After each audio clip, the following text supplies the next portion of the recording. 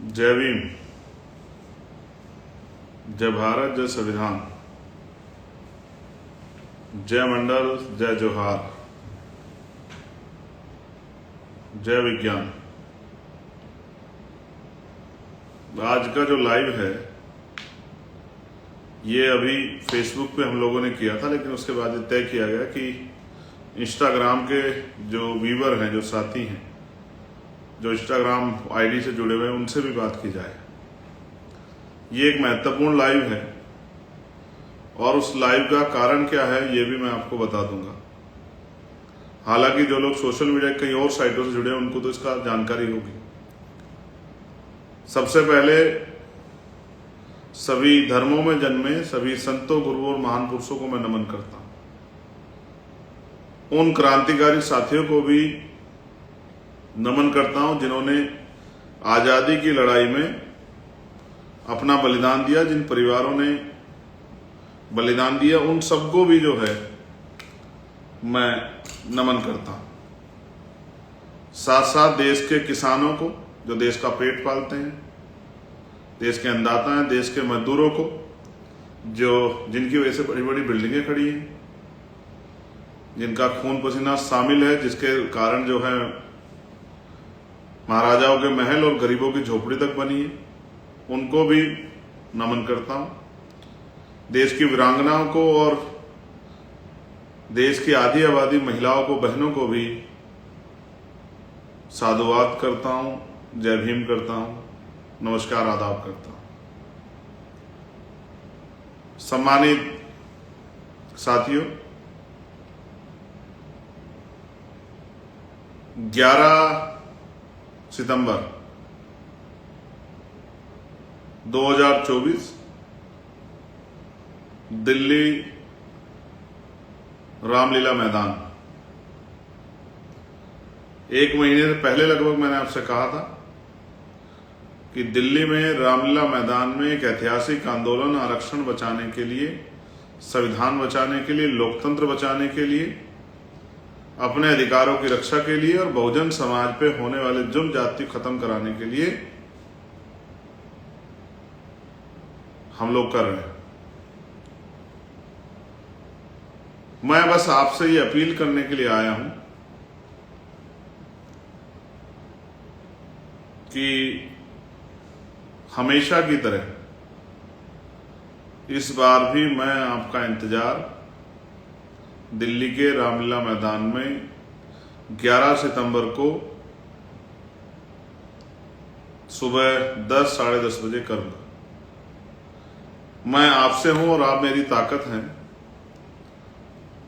Bhim army Azad Samaj party के साथी, मेरे बहादुर योद्धा, मेरी हिम्मत, मेरी ताकत, मेरा गरूर।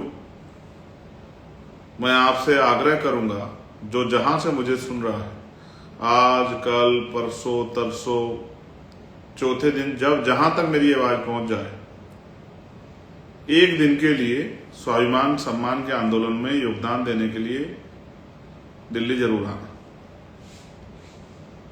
ट्रेन, बस, व्यक्तिगत साधन, छोटी गाड़ी।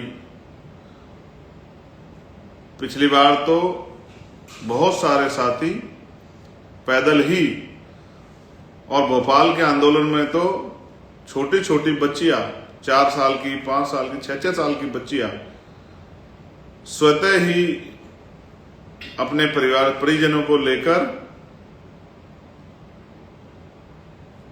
भोपाल के लिए कूच कर गए थे। उनको देख के सोए हुए समाज में भी ये भाव पैदा हुए कि जब छोटी छोटी बच्चियां समाज के अधिकारों को बचाने के लिए और अपनी मांगों के लिए दिल्ली, भोपाल जा सकती तो हम क्यों ना जाएं। उसी तरह दिल्ली में जब जब मैंने आपको बुलाया, चाहे दिल्ली में सतगुरु रविदास जी महाराज का गुरु घर टूटा हो तब, या फिर उसके अलावा एनआरसी के आंदोलन हो तब, या 21 जुलाई को जब मेरे ऊपर गोली चली, 4-4 गोली, और उसके बाद बहुत सारी मांगों को लेकर आप लोगों ने दिल्ली में जब कूच किया, पूरी दिल्ली ने देखा कि किस तरह से आपने अपनी शक्ति का एहसास कराया। आज फिर जिस तरह से समाज पे विपदा आ पड़ी है और 75 साल की आजादी में जो बहुजन समाज के लोगों को मिलना चाहिए था वो भी नहीं मिला। उसके साथ साथ जुल्म जाति अन्याय लगातार जारी है। कहीं कोई जाति धर्म के आधार पर महिलाओं पर शोषण करता है, कहीं बच्चों की पिटाई करता है, कहीं जो है बुलडोजर चला के हमारे घर को जमींदज कर देता है, कहीं धर्म के नाम पे हिंसा फैला के हमारे लोगों की हत्या की जाती है, मॉब लिंचिंग की जाती है। हमें जो अधिकार मिले हैं, आरक्षण, नौकरियां, एजुकेशन, हेल्थ, उन अधिकारों को जिस तरह से खत्म करके सब निजीकरण की भेंट चढ़ाया जा रहा है। जिस तरह से बैकलॉग नहीं पूरा किया, 2 अप्रैल 2018 के मुकदमे वापस नहीं लिए गए, और भी बहुत सारे ऐसे विषय हैं जिनका जवाब सरकार से मांगना है। लोकतंत्र में आंदोलन ही एक ऐसा रास्ता है, संघर्ष एक ऐसा रास्ता है कि आप अपने अधिकारों से और अपनी मांगों की आवाज उठा सकते हैं, अपने अधिकारों की रक्षा कर सकते हैं। इसलिए मैं आपसे आग्रह करूंगा कि आप सब लोग 11 तारीख को मैं आपका इंतजार करूंगा दिल्ली में, और मुझे विश्वास है हमेशा की तरह मेरा मनोबल बढ़ाने और मुझे ताकत देने के लिए आप लोग दिल्ली रामलीला मैदान जरूर आए। इस बार एक बात विशेष ये है कि हमेशा मैं आपके बीच में रहकर सब चीजों की निगरानी करता था, सब चीजों पर नजर रखता था, लगातार जूम मीटिंग और तमाम तरह से आपको से अपील करता था। इस बार किसी विशेष कारण से मैं आपके बीच नहीं हूं।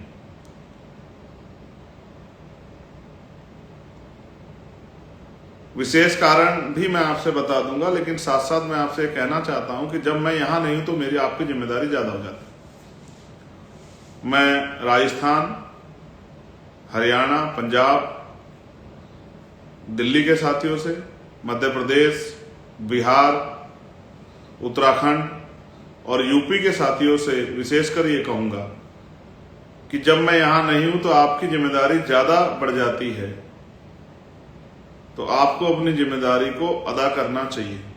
जिस तरह से बाबा साहब अम्बेडकर की स्टैचू पार्लियामेंट से हटाई गई, जिस तरह से दिल्ली में जो रविदास जी का सदगुरु रविदास जी गुरु घर बनना था, वो गुरु घर आज तक नहीं बना। जिस तरह से 2 अप्रैल 2018 के मुकदमे वापस लिए जाने थे, वो मुकदमे आज तक वापस नहीं लिए गए। जिस तरह से reservation in promotion SC ST OBC को देना चाहिए था, वो नहीं दिया गया। जिस तरह से बैकलॉग अभी तक नहीं भरा है, जिस तरह से सुप्रीम कोर्ट ने क्रीमी लेयर जैसे सिद्धांतों की बात करके हमारे लोगों को, हमारे अधिकारों को निस्तानाबूद करने के बारे में विचार दिए, जिस तरह से EWS लागू हो गया और हमने मांग की है कि 10% आर्थिक आधार पे आपने EWS लागू किया तो वंचित वर्ग की जातियों को, स्पेशली वाल्मीकि, बाजीगर, धानु और वो तमाम जातियां जो वास्तविकता में आपके अनुसार, क्योंकि हमने तो आपसे कहा कि आप आंकड़े वो कीजिए, हम लोग तैयार हैं अपने भाइयों के अधिकारों की रक्षा के लिए, लेकिन जिन जातियों को आप कहते हैं नहीं मिला है, उन जातियों को, क्योंकि 2011 के बाद जनगणना नहीं हुई है, तो उन जातियों को 10% अतिरिक्त आरक्षण की व्यवस्था कराकर उन जातियों के में से रिप्रेजेंटेशन उन जातियों का बने, इसकी भी जो है हमने मांग की है। साथ साथ जातिगत जनगणना होनी चाहिए, उसके आर्थिक आंकड़े जारी होने चाहिए, इसकी भी हमने मांग की। तो मैं आपसे अपील करता हूं, मैं इस आपके बीच में इस बार इसलिए नहीं हूं, भीम आर्मी के राष्ट्रीय कमेटी पर, आजाद समाज पार्टी की राष्ट्रीय कमेटी पर और हमारी राष्ट्रीय कोर कमेटी पर स्टेट के अध्यक्षों पे, प्रभारियों पे जिम्मेदारी है, और अंतिम कार्यकर्ता की भी इतनी जिम्मेदारी जितनी मेरी है कि वो घर से एक दिन के लिए जरूर निकलें। अधिकार मांगने से नहीं मिलते, अधिकार छीनने पड़ते हैं। तो अधिकारों की रक्षा के लिए एक दिन घर से जरूर निकलें और 11 तारीख को दिल्ली में एक ऐतिहासिक आंदोलन के लिए सरकार को चेताने का काम करें, सरकार को बताने का काम करें कि अब हम अपने अधिकारों पर हमला नहीं सहेंगे। साथ साथ निजी क्षेत्रों में आरक्षण की व्यवस्था सरकार SC ST OBC के लोगों को कराए। मंडल कमीशन की सिफारिशें लागू करें, ये भी हमारी मांग है। मॉब लिंचिंग पर सख्त से सख्त कानून जो बने हुए उनको इम्प्लीमेंट करें। 1 करोड़ रुपए का मुआवजा जो सीवर में सफाई कर्मचारी मरते हैं और मॉब लिंचिंग का जो लोग शिकार होते हैं उनके परिवार की व्यवस्था के लिए दें। और भी बहुत सारी ऐसी मांगे हैं जिनको लिए हमने प्रयास किया। सबसे बड़ी मांग यह है कि जाति और जनगणना करके आरक्षण को निजी क्षेत्रों में लागू किया जाए।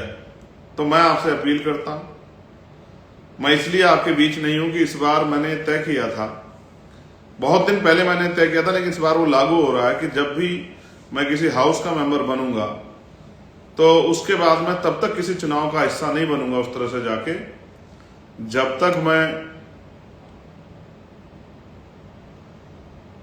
कौम के शहीद संत रामानंद जी महाराज की जो शहीदगी स्थल है उसको नमन नहीं करके आता।